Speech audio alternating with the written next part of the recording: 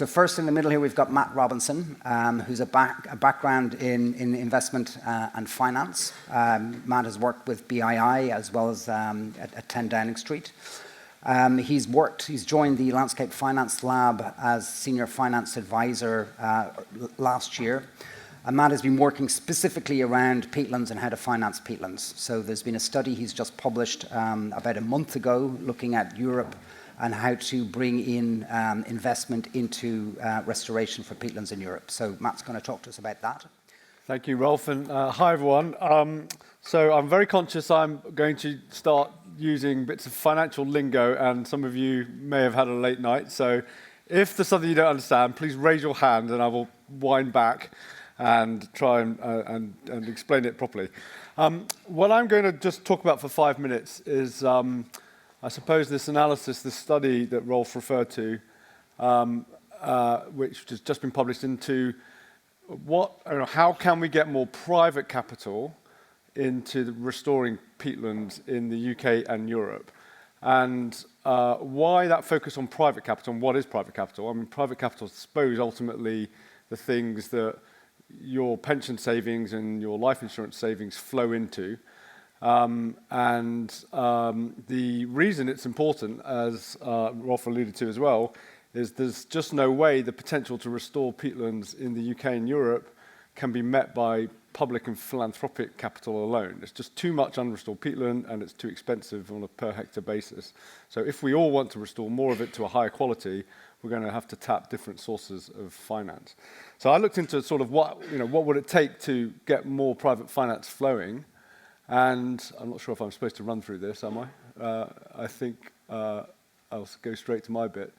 And this was the study that you can read on the Landscape Finance Lab website. I mean, the first thing to say is this middle column here. There isn't much of it at all at the moment. There's plenty of companies buying credits, and René will talk about that, and that is really important to the business model.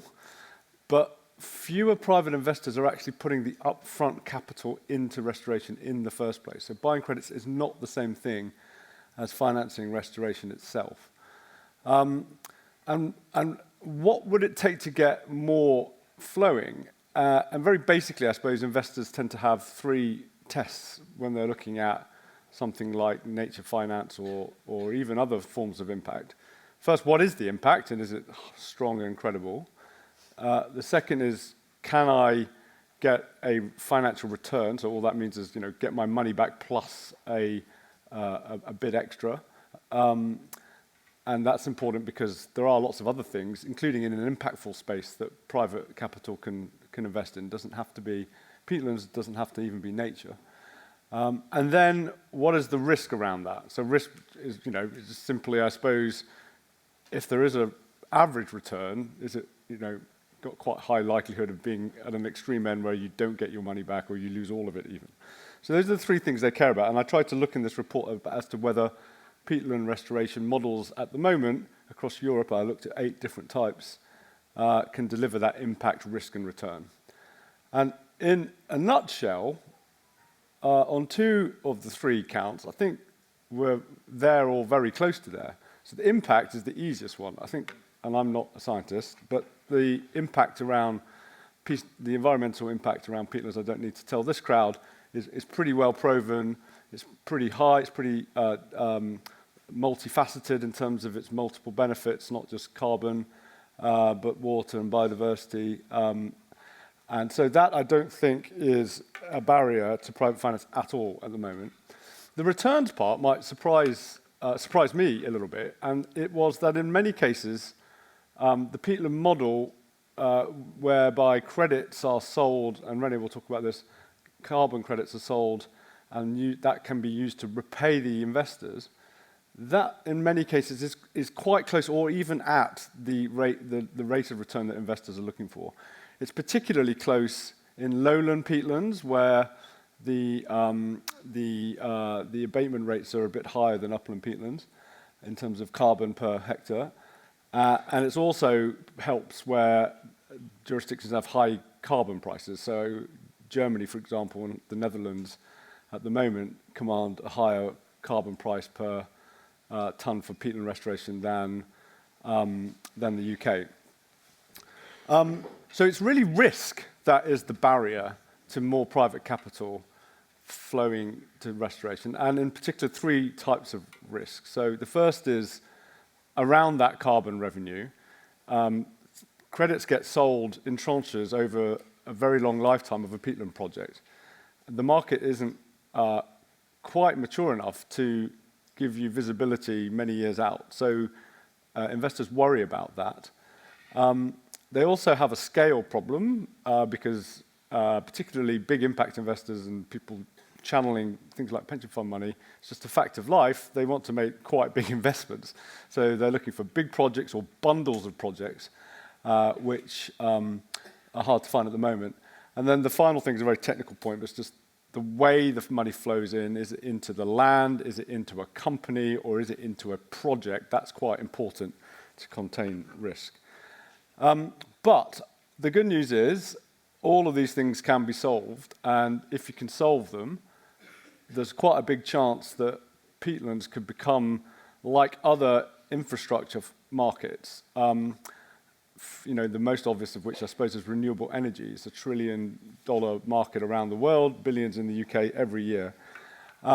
So how do you solve the revenue problem? I mean, there's lots of people that have ideas about how to improve the carbon market. I won't go into that.